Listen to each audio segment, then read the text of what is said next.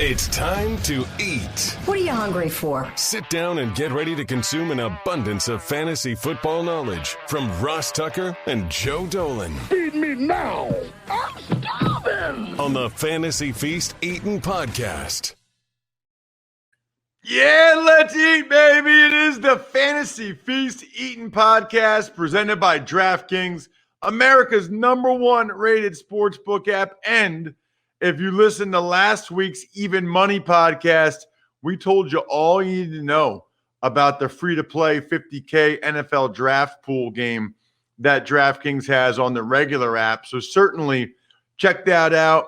I'm Ross Tucker, former NFL offensive lineman, 5 teams, 7 years. Now we've got 5 podcasts as part of the Ross Tucker Podcast Network. Andrew Brandt does the business of sports. Excellent. Talking with Sean Culkin, Chiefs tight end, this week about taking his whole salary in Bitcoin. Better him than me, man. I would need to find out a lot more about that before I would do that. Then, of course, Andrew Brandt. Speaking of Andrew Brandt, today on the Ross Tucker Football Podcast, really cut through some of the BS from the Niners and some of these other teams. Of course, we've got the Even Money Podcast I referenced already yesterday. We went over all of our best bets for tomorrow night's NFL draft. And then we've got this show, the Fantasy Feast Podcast, the best fantasy football weekly podcast out there with Joe Dolan from fantasypoints.com. Make sure you check Joe out on Twitter at FG_Dolan. Joe, I'm about to sneeze. Get ready to say something. Bless you, Ross. Gesundheit. That's the. It didn't happen. It didn't happen. I think I was able to save it. I was so sure I was about to sneeze right there that I had to have you ready to go. Wow. Maybe that's how I can stop sneezing from now on. At FG_Dolan is Joe, fantasy gangster. He's got the best website out there, fantasypoints.com. Use the code 21 feet. There it goes. All right. Bless you, Ross. Gesundheit. Wow. You couldn't hold it off for that long. You know what? I thought I really had gotten past it. I thought I was in the clear. Evidently not. Again, use the code 21feast at fantasypoints.com. I thought we'd do something a little different today, Joe. Okay. On Monday's Ross Tucker Football Podcast, I had Ben Standig, okay? Ben Standig is like the Joe Dolan of mock draft. So I've talked about your rankings before. I've posted on social media that you've been the best and most successful fantasy analyst over the last 5 years. Well, that's Ben Standig over the last 10 years when it relates to mock draft. So I had Ben on Monday's Ross Tucker Football Podcast, and we went over his mock draft. And so what I thought would be cool is to look at some of the landing spots of some of the skill guys, which I think some of these I would consider likely, and talk about it. And let's start with the quarterbacks. We believe, most people I think, Trevor Lawrence, 1 to the Jags. Zach Wilson, 2 to the Jets. Mac Jones, 3 to the Niners. So I guess the question there is, how relevant are any of them for fantasy purposes as a rookie? Well, first and foremost, like obviously we're basing this now, Ross, off of Ben Standig's mock draft. So you and I will talk next week, especially if San Francisco throws a curveball, takes like a Lance or a Field. So just want to reiterate that. But based on that mock draft, the guy who's going to be most interesting to me for fantasy will indeed be Trevor Lawrence because of his running ability. Now, you look at San Francisco, and San Francisco, in terms of skill position talent, is the best prepared of those teams to score points right now. So if it is Mac Jones, it creates this really interesting juxtaposition against Trevor Lawrence, who has obviously the higher level athletic traits. He's got the higher level throwing traits. He's got the draft capital. You know damn well he's starting week 1. But he has fewer weapons. He doesn't have Kittle. He doesn't have Ayuk. He doesn't have Deebo Samuel, Juszczyk coming out of the backfield. He doesn't have any of those guys. So San Francisco's in a better position to win right now. That being said, I'd probably draft Trevor Lawrence in the mid QB2 range.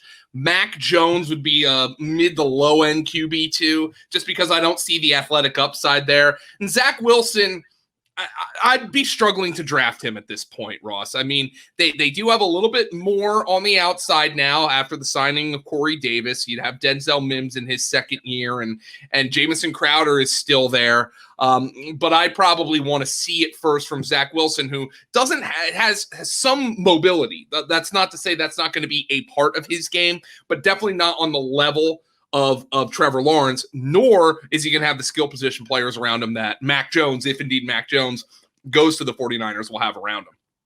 All right, so that leads to the next question, Joe. Mm-hmm. Jags players, Jets players, Niners players, other skill guys. Who's hurt or who's helped? Is anybody helped, or are they all hurt with us presuming these will be the three starting quarterbacks for those teams? Like, Ayuk or Deebo or Kittle having Mac Jones as opposed to Jimmy G, who I expect to get traded during the draft. What does that mean? I'd probably rate the 49ers skill guys pretty similarly to how I would have rated them had Jimmy Garoppolo been the starting quarterback. I don't think there's going to be much of a change there if Mac Jones is the guy. For the Jets, it's an upgrade. And I'm going to upgrade because Sam Darnold stinks. So the Jets, I'm going to upgrade everybody just because you're going from sub-replacement level to what I would hope is a baseline level of competence. That's what I would say with the Jets. And for the Jaguars, it's an upgrade for DJ Chark. It's an upgrade for Colin Johnson. Laviska Shenault, I'm very interested to see in that offense with knowing Urban Meyer and Darrell Bevel's history with Percy Harvin. The Jaguars players and the Jets players are upgrades for me. If Mac Jones is in San Francisco, I'm probably going to rate them similarly to how I rated them last year. And that's not necessarily a bad thing because we saw Brandon Ayuk put up numbers. Deebo Samuel's got to get over the injuries. George Kittle's got to get over the injuries. But we've seen those guys be high-end fantasy players as well, especially Kittle, obviously. Moving a little bit further down Ben Standig's board, he's got Trey Lance at 4 to the Broncos, which is interesting. Let's say Trey Lance does go to the Broncos. What do you think of him as a fantasy fit? They got some good receivers. He can run. I'm curious. The Broncos are the most interesting team to me in that top 10 from a quarterback standpoint. Because if somebody who is mobile, like a Justin Fields or, as Ben predicted, Trey Lance were to go there, and you combine that mobility with the fact that you've got a high-end supporting cast if everybody stays healthy, which is not a guarantee, but Sutton, Hamler, Tim Patrick, Jerry Jeudy, Noah Fant, Melvin Gordon, and Mike Boone coming out of the backfield. I mean, that's got the potential to be an electric offense. Ross, Garrett Bowles came out of nowhere and was a high-end tackle last year after struggling for a number of years. So they've got a lot of juice offensively. And I'm not sure how polished Trey Lance is. And this is a little bit of a wrench because I've been saying the last couple of weeks, Trevor Lawrence is my redraft QB1 from this class. But I really want to see where Justin Fields goes because if Justin Fields lands with the Broncos, I'm seriously going to have to reconsider that. Trey Lance is somebody I would consider in that regard as well. And it just feels like the Broncos have been quiet. They didn't do anything at the quarterback position this offseason. It was pretty evident they needed to move up on or at least upgrade on Drew Lock. Guess they reached out. There might have been some talk with Philly about Wentz. There might have been some talk with Detroit about Stafford. But to this point, they don't have a major move there. That is a team that is lurking, and that is a team where a rookie quarterback could absolutely thrive for fantasy, including if once all the dust settles and they get a Fields or a Lance or hell, even a Mac Jones. That would be a good spot for fantasy. I don't know if Mac Jones were to go to Denver. I think that would be really good for the receivers. I don't know how I'd react to him being there for fantasy himself. But like if Lance, for instance, as Ben predicted, goes there, I'm going to have to think long and hard about ranking him as my number one redraft quarterback from this rookie class. Wow. I almost hope it happens now. Yeah, I mean, it's fascinating. Lance or Fields, I'd like to see one of those two guys land there because it would be really interesting from a fantasy perspective. Okay, so at 5, Ben has the Bengals taking Kyle Pitts. So you and I, and hopefully a lot of listeners know this, after the draft, we're going to start to get into best balls hot and heavy. You guys are going to be able to get in on the best ball drafts with Joe and I, which are always a blast. People love them. I love the best ball drafts. I know you guys do too. It's basically like free money at this point. My question, Joe, is we always have that deal where it's like Kittle and Kelsey and then a drop off. And it's like, where and when do you take the next guy? Where do we rank Kyle Pitts in Cincinnati right from the start? And how is it compared if he got drafted by Atlanta instead? Atlanta, there's probably a little bit more competition for targets. So that is where right now, by the way, as we stand right now, I have Kyle Pitts as my number 7 redraft tight end overall. I have him behind, obviously, your obvious guys, your Kelsey, your Kittle, your Waller. I have him behind right now Dallas Goedert. I have him behind TJ Hawkinson. So some of the obvious guys, I think Mark Andrews is up there as well. Some of the obvious guys I have him ranked ahead right now. But when you look at Cincinnati, and if Cincinnati were to take Kyle Pitts, you can make the argument he's their number 1 receiver from day one. Now, I think most people would say, well, right now that's T. Higgins, who had a great rookie season. Not denying that whatsoever. But they have a huge hole at tight end, and we know how dynamic Kyle Pitts can be. We know how tight ends in this day and age, to borrow a Greg Cosell-ism, as the X to the backside of trips, the way the Chiefs use Travis Kelce quite a bit. I think you can make the argument that in Cincinnati, he would be the number 1 receiver right away. So I'd place a higher ceiling, maybe a little bit of a lower floor because we don't know what's going to happen with Joe Burrow with his injury recovery. But I would place a higher ceiling on Kyle Pitts at number 5 to Cincinnati if that's indeed where it goes. And, Atlanta, I think, is another team that's in the mix there. We've seen some bubbles of a Julio Jones potential trade.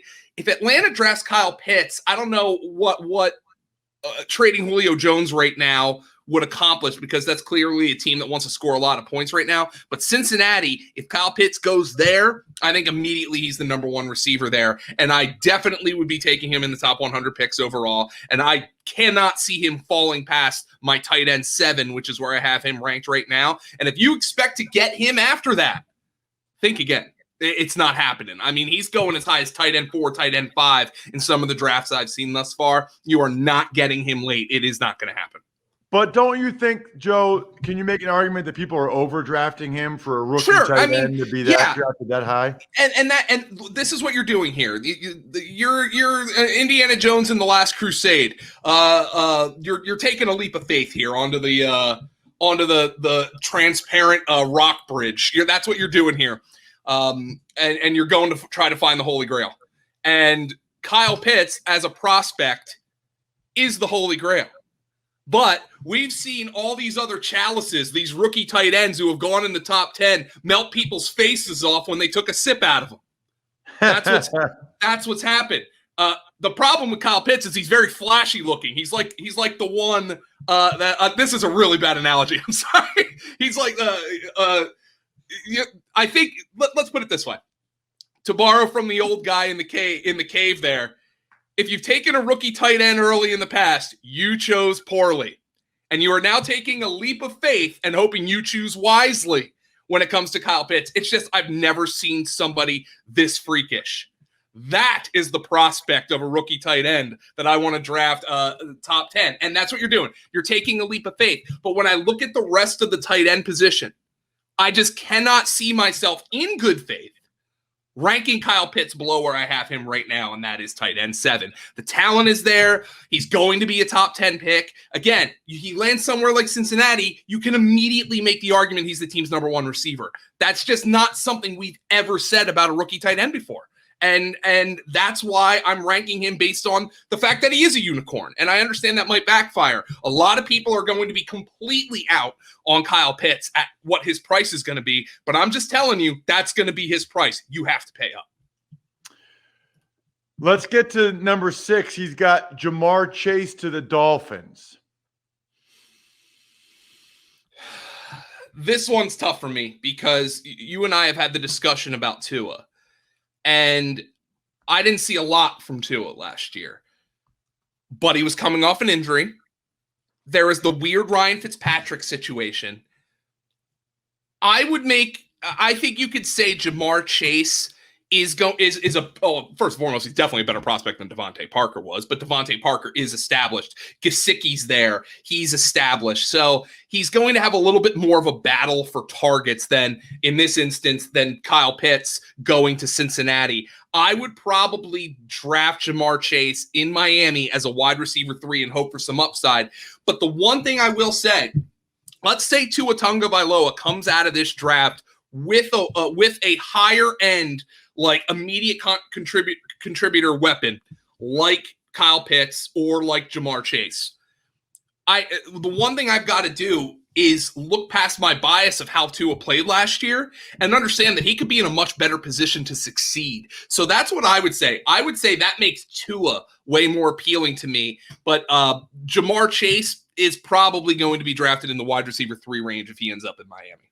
So I guess my question is, why is it a fight for Chase for targets with Parker and Gesicki in your mind, but you're not as concerned about Pitts with Boyd and Higgins? Yeah, so here the thing about Pitts when it comes to Boyd and Higgins, Boyd has been a predominant, a very damn good slot receiver in his career. But I don't know if you view him as like the number 1, the guy you gotta stop. T. Higgins had a really nice rookie season. I'm bullish on him, but he's not as freakish as Kyle Pitts. Meanwhile, you look at Miami, and Devontae Parker is going to be the X. Not to say you can't move Jamar Chase around in the slot and out wide. Moreover, I'm just higher on Joe Burrow than I am on Tua at this point, even with Joe Burrow coming off the injury. Maybe that's naive, but I would think Kyle Pitts is in a better position to be the team's number 1 receiver, in addition to the fact that Kyle Pitts is at a position for fantasy in which big-time go-to guys are extremely scarce, and Jamar Chase is not. Joe, we have a trade that just happened 5 seconds ago during the show. The Broncos traded a 6th-round draft pick for Teddy Bridgewater. Okay, well, let's put it this way. I don't think that makes the Broncos I don't think it precludes them from drafting a quarterback, first and foremost. But maybe this is the kind of move where the Broncos think we might not be able to get that quarterback. And here's what's really interesting to me. Who just traded Teddy Bridgewater to the Denver Broncos? The Panthers. Who picks 1 spot ahead of the Denver Broncos, and who might need a quarterback now? Panthers. The Panthers. Now, the Panthers traded a lot for Sam Darnold, okay? I mean, the draft capital, it doesn't preclude them from drafting a quarterback, but it looks like they're going to go into the year with him as the starter. This is a fascinating deal. This is one that I don't think it precludes either one of these teams from going after and drafting a quarterback, but this gives the Broncos more options. And frankly, I'm not a Teddy guy, but when you have those weapons that he has there, I feel better about them with Drew Lock, because I feel like Teddy can take care of the ball a little bit better and can distribute the ball more efficiently than Drew Lock can. So a fascinating trade right now, Ross. I want to give that time to simmer a little bit. I feel better about the Broncos skill position players with Teddy at quarterback, but I don't necessarily look, it's a 6th-round pick. I don't necessarily think this precludes the Broncos from making a move up to draft Trey Lance, as Ben Standig predicted here that we talked about just 5 minutes ago. Yeah, I guess the only thing I would say about that is he's making $17 million this year. He is.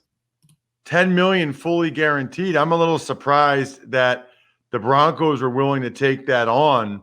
They must not think these quarterbacks are going to fall to them. Yeah, and I mean that's my initial read on it. But when you look at the Broncos now, what's interesting is you still have Drew Lock, who now you have a ton of questions about Drew Lock, and that's fair. But I would guess if they were to trade him to a team that's like, oh, he's a developmental guy, like for instance, Pittsburgh. Oh, who has Dwayne Haskins behind Ben Roethlisberger, but Drew Lock's shown a lot more than Dwayne Haskins has.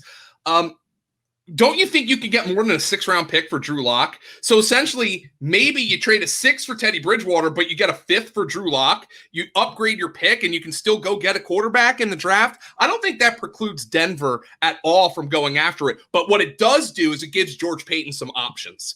And this allows him to say, hey, we're going to go offensive line here. We're going to go defense. We're going to draft Patrick Surtain.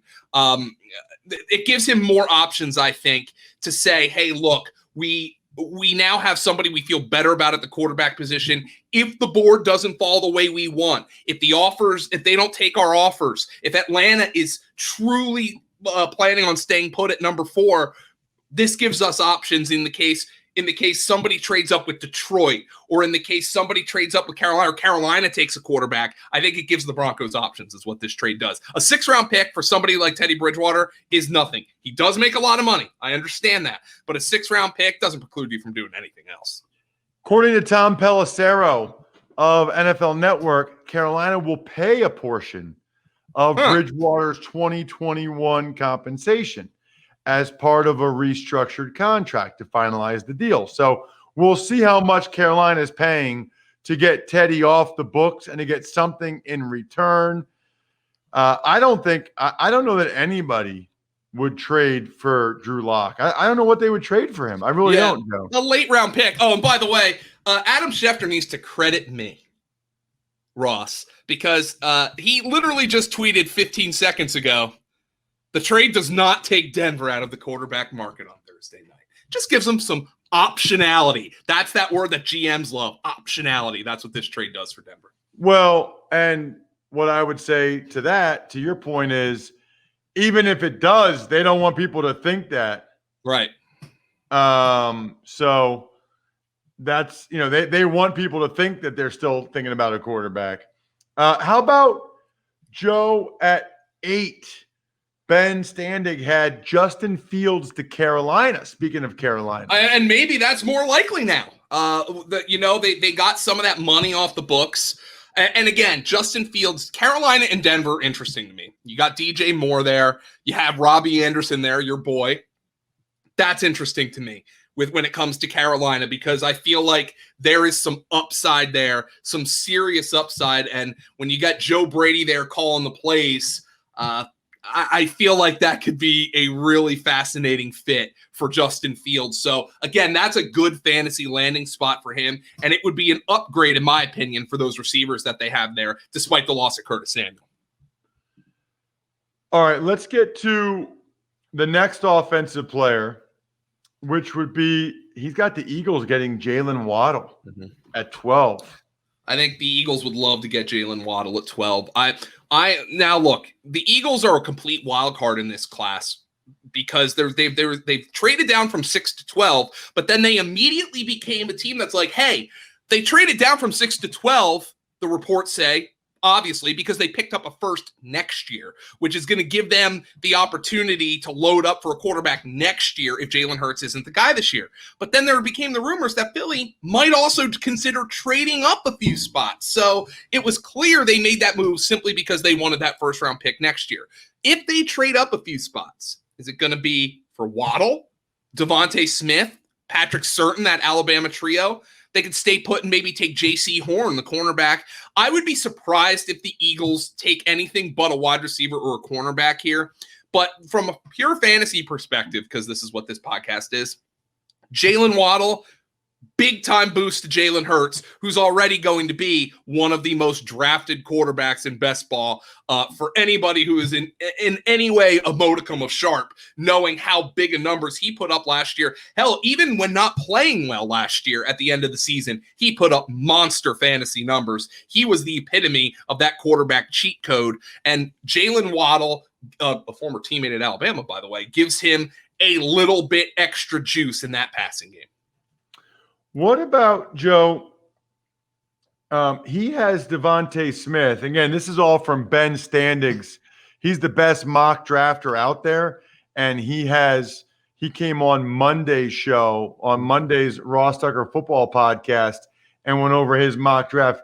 He has Devonta Smith falling to 15 to New England Patriots, Joe. No. This is interesting because the Patriots have had a terrible job of drafting wide receivers, but Devonta Smith's just a ball player. And I think immediately would be the Patriots' number one receiver. Julian Edelman's gone. You have Jonnu Smith and Hunter Henry. You're going to run a lot of 12 personnel, but Devonta Smith can move about the formation. And here's what's interesting about Devonta Smith to the Patriots.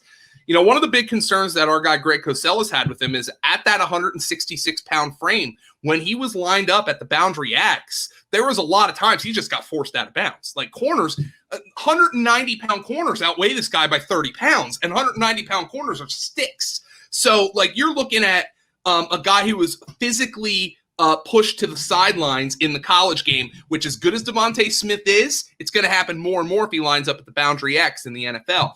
But the Patriots now have two tight ends who have experience lining up as a boundary X and or at least have the ability to do so in Hunter Henry and Jonnu Smith. So that gives Bill Belichick and Josh McDaniels the ability, hey, let's put Devonta Smith on the inside slot to trips. Let's put him at the Z, move him around.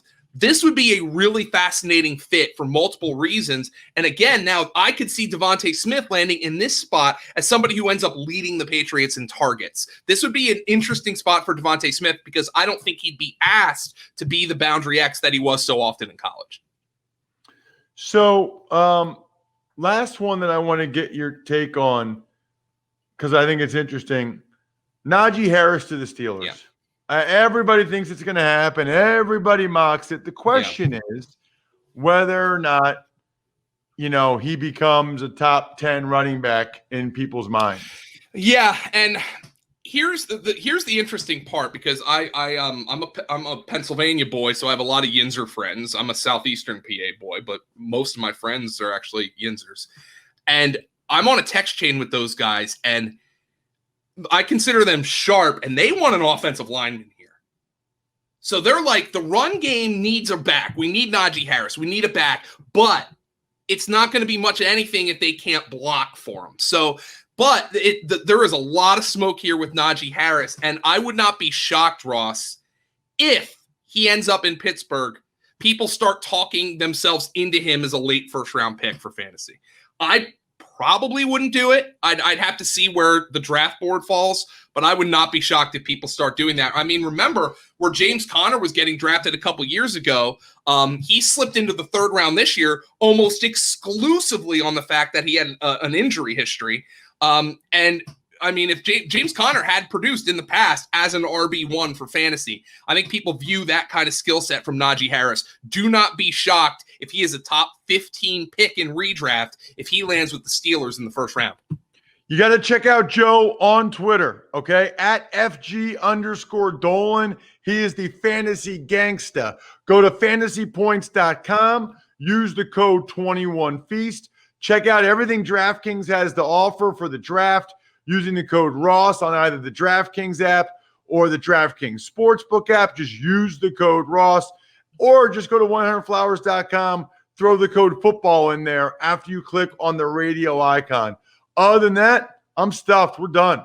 Thanks for listening to the Fantasy Feast podcast. Make sure to also subscribe to the Ross Tucker Football Podcast, Even Money, Business of Sports, and the College Draft. All available at Apple Podcasts, rosstucker.com, or wherever podcasts can be found.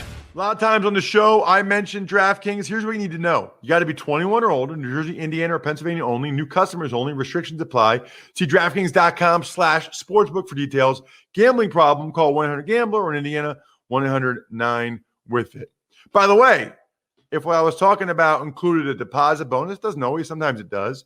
Deposit bonus requires 25 times playthrough, and deposit bonuses are paid out in site credit.